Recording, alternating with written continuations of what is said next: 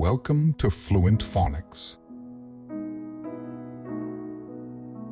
Today we will discover the proper pronunciation of the word scimitar. Scimitar. Scimitar. Scimitar.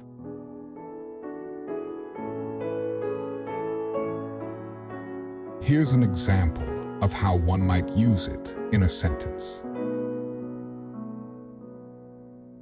The warrior unsheathed his shining scimitar before stepping into battle. A scimitar is a curved sword with a sharp point used in Middle Eastern and Asian countries, often associated with traditional Islamic cultures and warfare.